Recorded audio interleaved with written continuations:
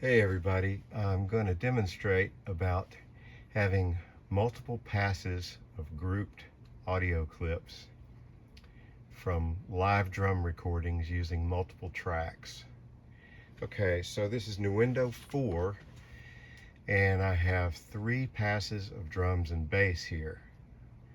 I have all of the drums grouped in their original passes so that they all move together. For instance, if I select, say, this bunch, I can move all that stuff wherever I want it.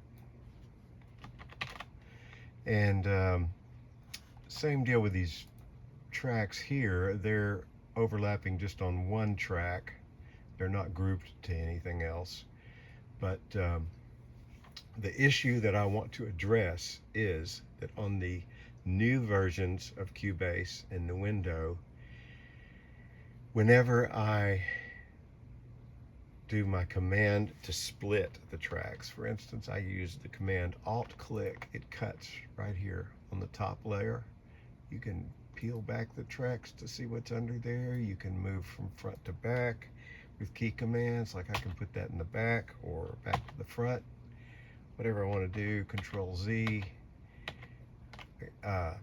You can do all kind of stuff because it's only cutting the level that you're looking at and listening to.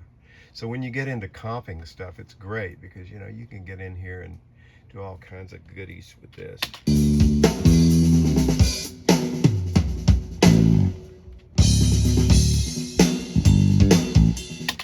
See, I had done a little bit of tightening on this bass note that was just a few milliseconds late, and then this drum fill, he basically did the same fill every time, but this particular one had a extra good feel. So I just kind of moved things around, peeled back, just auditioned different things, starting in different places. And I didn't really have to move anything synchronization wise. But okay, the point is though, doing it this way is super fast if you want to comp multiple drum passes. It's great. You see everything on the screen. It's instant. You click, you cut, you move, you get it all done. And you kind of do your crossfades and your fade ins and fade outs and things like that as you're doing it while you're putting your comp together, so that when you get to the end, all you got to do is bounce it and you're done. It's great. Now if you try to do that on the new versions using the lanes function, and say you had even 5 drum tracks with 10 mics or 12 mics, whatever. If you pop that into lanes, you're going to have you'll have to scroll all the time to see what's going on.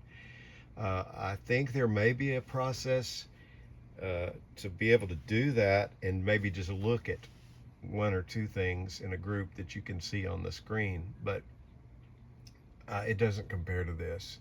It's very awkward. You have to click different things and all that kind of stuff. Anyway, the biggest problem is that when you do this little move right here, like say if I wanted to edit right here, and I alt click to separate that, and I needed to move it around or nudge it or turn it up and down, whatever I want to do, even for things like volume things, like say if I say looking at this and I go, oh, let me undo that.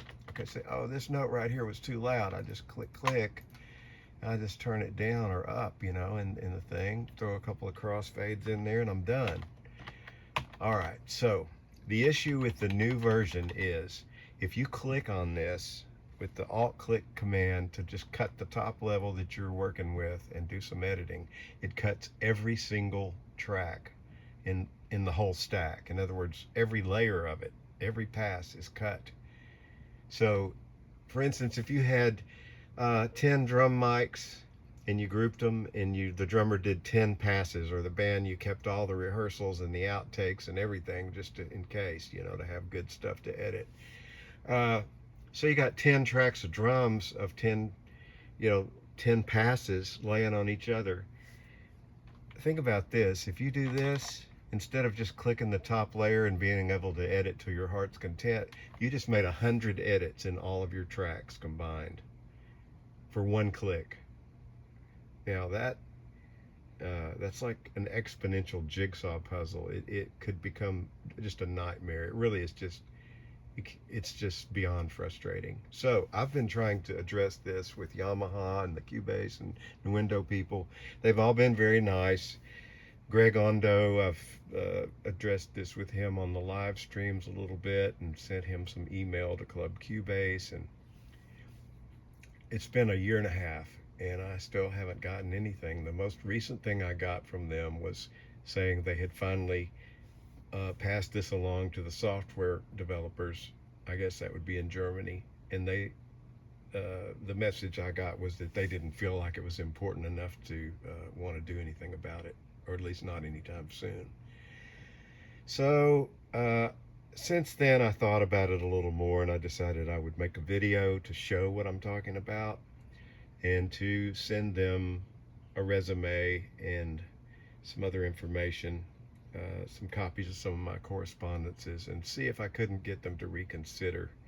I do have a good resume from being in this business for, I don't want to say the number, but a lot of years.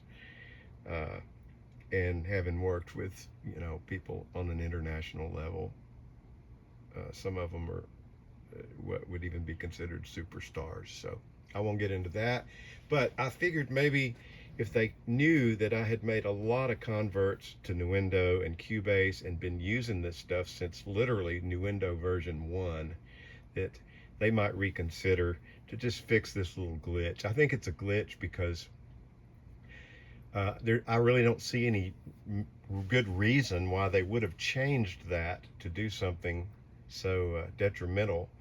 And also because occasionally, maybe like 1 out of 100 times when I've tried it on the new system, it might actually do it this way and only cut the top layer, but it mostly will only cut through all of them. So I think it may be just a glitch.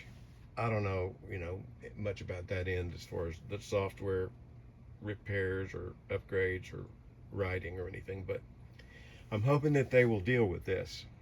Okay, so I want to address 2 more little issues while we're doing this. One is this little handle here at the top of the clips that gives you your volume. Say you could go in here and adjust the level of a note or a phrase or whatever, or a whole section of a song very easily with this, okay? And that's a great thing. What they did in the newer versions was they took this box and they moved it down to this location right next to this little expand handle. I may be calling that the wrong thing, but the little box down here where you can move the clip around on the edges. They moved this right next to this so that if you are zoomed out, you can't really even hardly select one or the other. They're so close you can accidentally click on the wrong one. It's very frustrating. The good thing about it is that when you do finally click on the right box with this, even though you have to move down here out of the way to do it, a fader comes up, which is really nice because it gives you a much more precise control. You can fine-tune your volume levels if you want to change the clip volume. My suggestion is simply leave what wasn't broke alone. Don't fix it. Leave it up here in the middle where it's in a good central location, real fast and easy to grab it, and just move it up and down, not in the way of other things down here where it's hard to get to and you have to zoom to even do it. So that's the first issue. Second major issue is on the new versions of Cubase and Nuendo, when you select something and it has an overlap, like if it's like this and there's nothing else under it and it's colored or not, and you select it, it just you can have it where it shows the little outline or whatever, your own preference. But on this area, when you select here, you just get the orange box and the handles, and it's a good contrast against this gray background, and it's very bold. It's easy to see.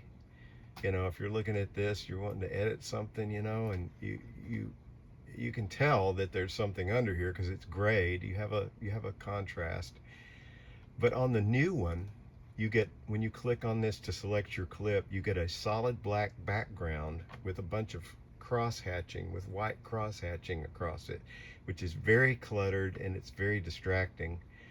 Whereas this is very bold. You can easily focus on the waves and the picture that you're editing, to, especially for very fine surgical type editing. You know, you don't need all that distraction. You need a good clean work area here that you can get to and see what's going on real easy without all that dark color and cross hatching in there.